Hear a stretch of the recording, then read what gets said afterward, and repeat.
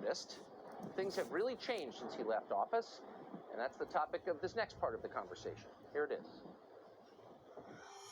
You said at the time when you were president that going to war with Russia, either hot war or cold war, would drive Russia into an alliance with China. I did. That would displace us as the most powerful nation. I did. But we have a bigger problem. The bigger problem is the weaponry. The weaponry today is so powerful. This isn't like Second World War where we have army tanks running around shooting each other. This is weapons the likes of which the world has never seen before. They have them and we have them. And China has them less, but within 5 years, China will have equal to us. China, I'm talking about nuclear. China has the beginnings of a very big, very powerful nuclear. They're short 5 years. They had started much later. Russia and us are comparable. Massive power, massive.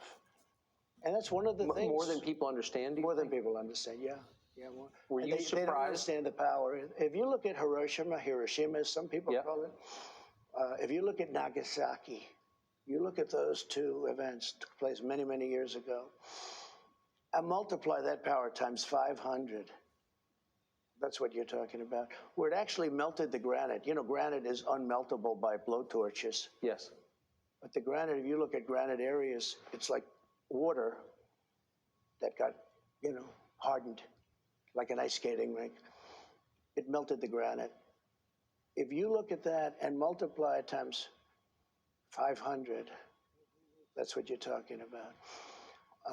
When I listen to people talk about global warming, that the ocean will rise in the next 300 years by 1/8 of an inch, and they talk about this is our problem. Our big problem is nuclear warming, when nobody even talks about it.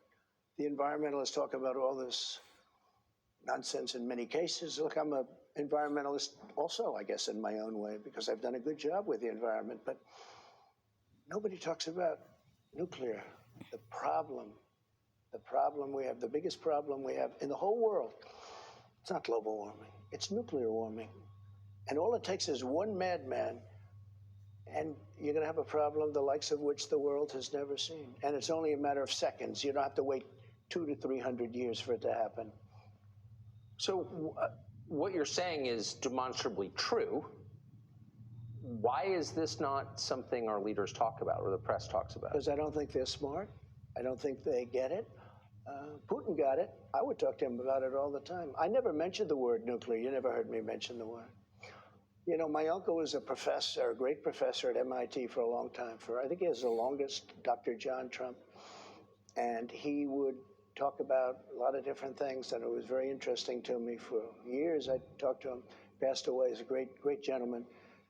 I think it's the longest tenured professor in the history of MIT. But if he wasn't, he was very close, because he was there for almost 40 years. And we talk about things, and he said, someday they'll have a suitcase, and in that suitcase, it'll be nuclear, and you'll blow up New York City out of a suitcase. And I said, no, Uncle John, that can't possibly. He's right. The power is so incredible. You can fire up a submarine and run it for years on essentially a tablet. Run it for years.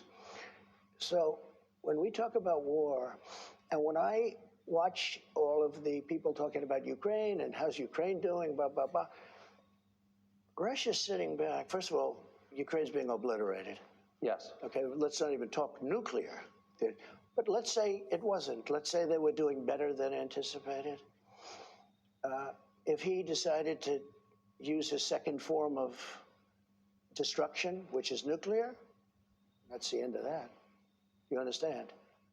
And I know where you are in Ukraine, so I mean, you understand it better than most. Most people don't. Most people don't even talk about it. They don't talk about the fact that he has equal to the United States in nuclear capability and destruction. And so I watch all of this happening, and it's so sad. But can I just ask, so the Biden people know the power of nuclear weapons. They now control our arsenal. They don't seem worried about this. That's because they don't understand life. They don't understand whatever it is that you have to understand. It's very interesting. At the very beginning, Biden was very afraid of nuclear, because I watched him, and he was, oh, they have nuclear weapons. Which was exactly the wrong signal to send. You don't do that. But if you go back and check your files, you'll see Biden early on saying, "Oh, well, we can't do this. They have nuclear weapons." Well, you don't want to, you don't want to act that way. Yeah. But he was very afraid of nuclear. I said, you got to be a little bit cooler than that. But what happened is now that nobody talks about it. But every day Putin mentions it, and every day other people mention it. And now all of a sudden, if you look, other countries are talking about getting it. This was something you don't mention. I call it the N word. You have two N words. You don't mention either one of them. The nuclear word you don't mention because the power is so destructive. I met with professors at MIT, and I was preparing for a debate. I wouldn't say it was a long preparation, but I did want to talk about nuclear because I consider it to be the single greatest threat the world has, far greater than global warming, like not even a contest. And I had these people come down that were very smart, very expert, and I said, so when we start talking about nuclear in a debate, how would you handle it?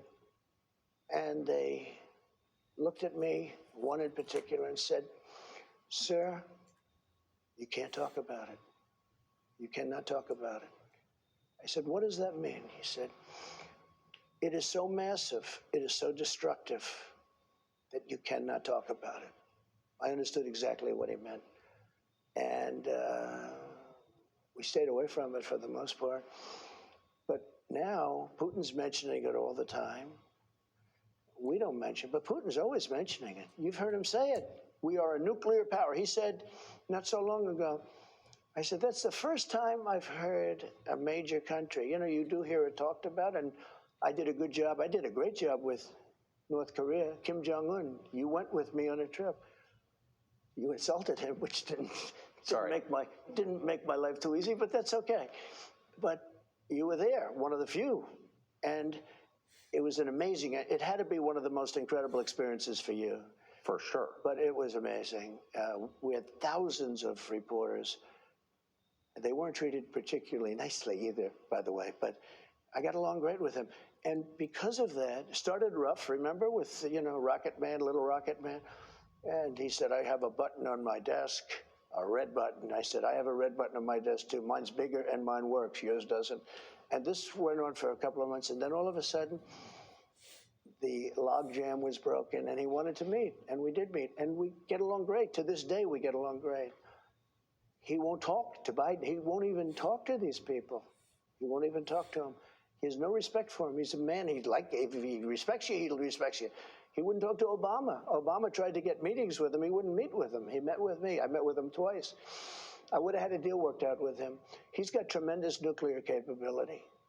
It's the single biggest problem. Maybe this show's more important than even I thought it might be, because somebody's got to understand what has to happen, and they have to de-escalate. So how would you do that now? Well, now, so you have a problem. You got this crazy world is blowing up, and the United States has absolutely no say, and Macron, who's a friend of mine, is over with China, kissing his ass, in China. I said, France is now going to China. You take a look at Saudi Arabia. Look at what happened. They're great people. They wanted to help us. He goes over and gets a fist pump. You know what a fist pump means? Don't shake my hand because your hand's dirty. That's what a fist pump is. They got it, and they were so insulted. Do you understand that? Yes. Oh, I don't want to shake your hand. Let's go fist pump. Subscribe to the Fox News YouTube channel to